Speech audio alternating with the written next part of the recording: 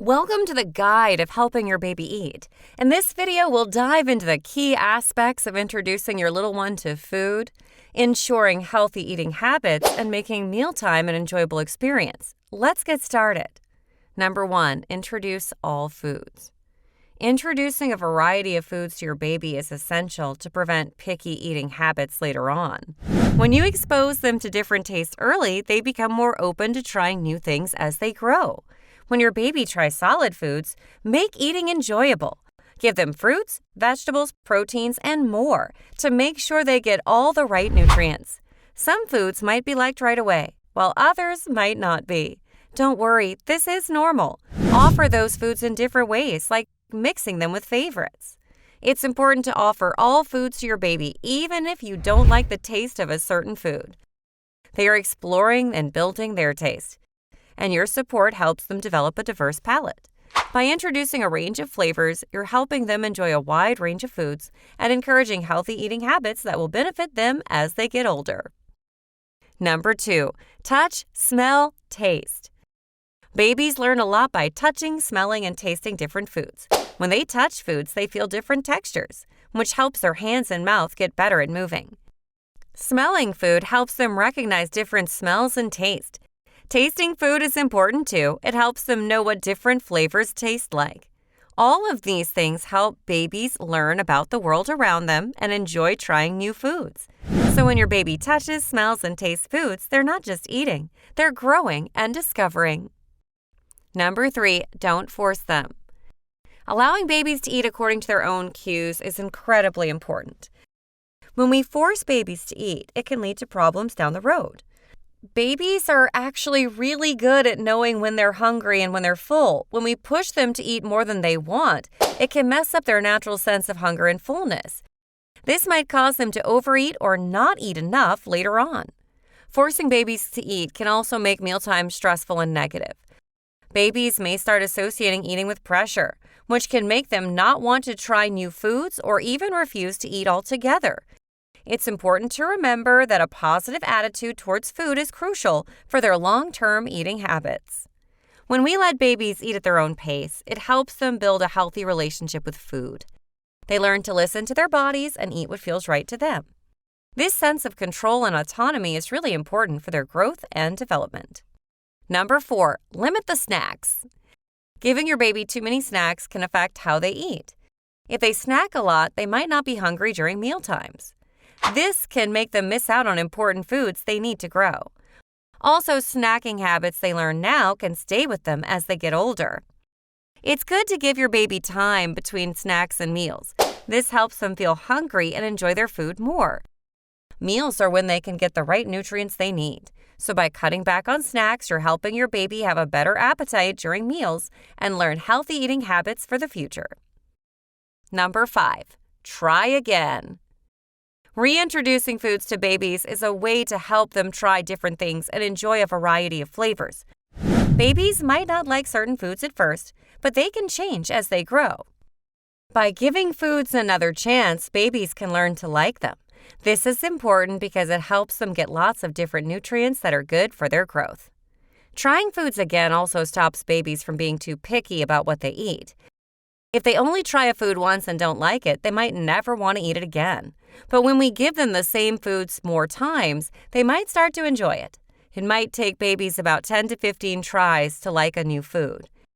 This helps babies become more open to different foods and makes eating more fun. Plus, it sets them up for a lifetime of healthy eating habits. So giving foods a second chance is a good idea. Babies might surprise you and actually like them. And before we move ahead, we would love to hear from you.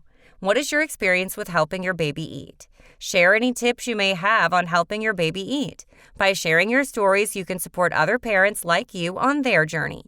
Don't forget to hit the like button and subscribe to our channel so you won't miss out on any of our upcoming videos on parenting tips. Number 6, no distractions. When babies eat, it's best to keep things simple and focused on the food. Eating without distractions means they pay attention to what they're eating. This helps them enjoy the taste and smell of their food and learn when they're full.